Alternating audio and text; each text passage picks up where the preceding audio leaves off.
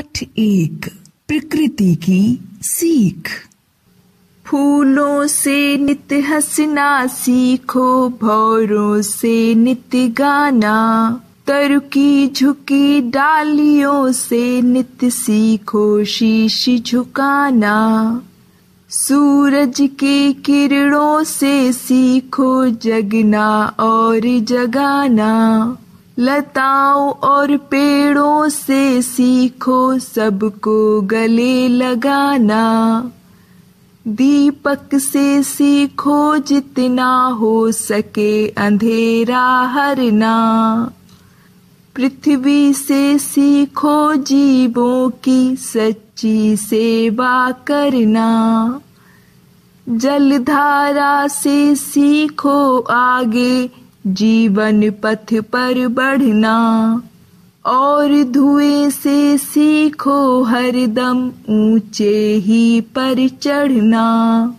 सत्पुरुषों के जीवन से सीखो चरित्र निज गढ़ना।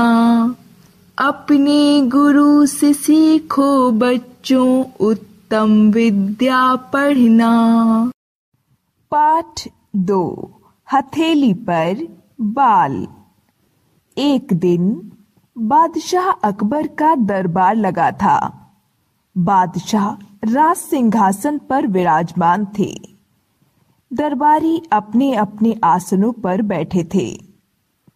अचानक बादशाह का ध्यान अपनी हथेलियों की ओर गया। हथेलियों को देखकर उनके दिमाग में एक विचित्र सा प्रश्न कौंधने लगा।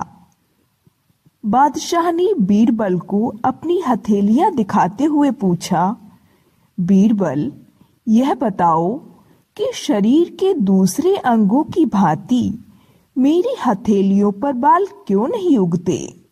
बादशाह के इस प्रश्न को अन्य बैठे हुए दरबारियों ने भी सुना। आज बीरबल बादशाह के प्रश्न का उत्तर ना दे पाए तो कितना अच्छा हो। बादशाह उस पर नाराजगी प्रकट करें। वे मन ही मन यह सोच रहे थे, परंतु उनकी उम्मीदों पर तब पानी फिर गया जब बीरबल तुरंत बोले, बादशाह सलामत, आप हर रोज अपने कर कमलों से दान करते रहते हैं। भला ऐसी स्थिति में आपकी हथेलियों पर बाल कैसे उग सकते हैं?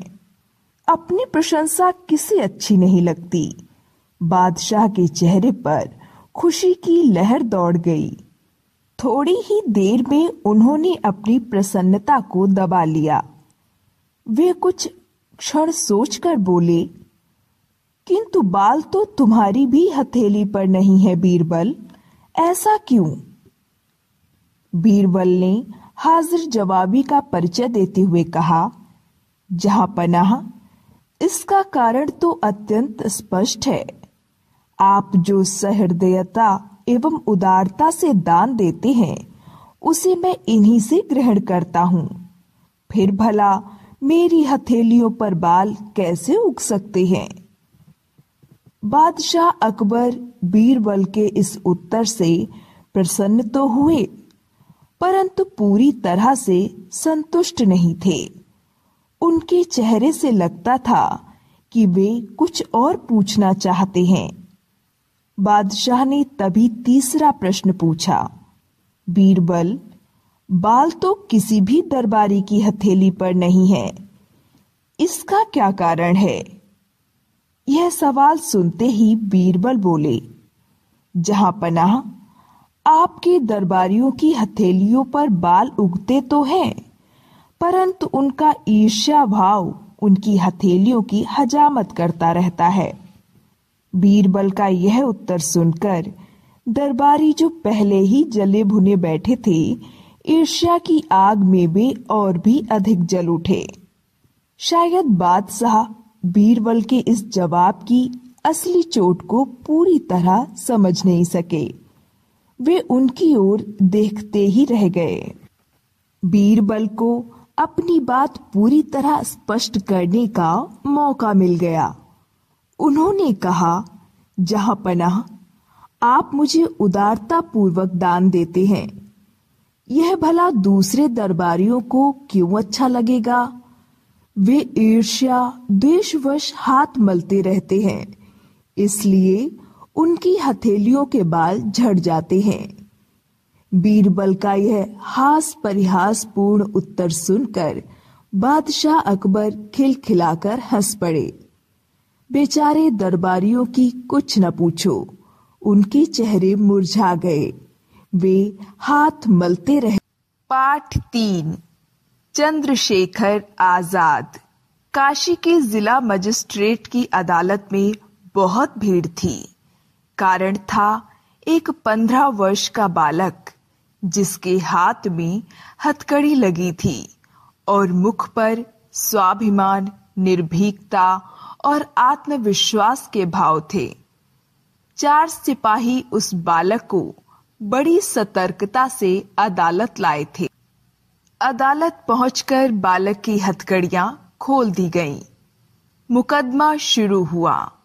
मजिस्ट्रेट ने बालक से पूछा, तुम्हारा नाम क्या है? बालक ने सिर उठाकर कहा, आजाद। मजिस्ट्रेट ने फिर पूछा, तुम्हारा घर कहाँ है? बालक ने उत्तर दिया, जेल खाना। मजिस्ट्रेट ने खींच कर पूछा, तुम क्या काम करते हो? बालक ने कहा, भारत मां को स्वाधीन कराने की साधना। अब मजिस्ट्रेट ने गुस्से से कहा, तुम ये कैसे बेढंगे उत्तर दे रहे हो? जानते नहीं यह अदालत है? बालक ने उसी प्रकार निडर होकर उत्तर दिया, मेरे उत्तर एकदम सही हैं। हम विदेशी सरकार की पराधीनता स्वीकार नहीं करेंगे, तो हमारा सच्चा नाम आजाद ही होगा ना? तथा जब तक हम पराधीनता की जंजीरों को तोड़ न देंगे, तब तक हमारा सच्चा घर जेल खाना है और वास्तविक कार्य भारत माता की स्वाधीनता की साधना ही हो सकती है।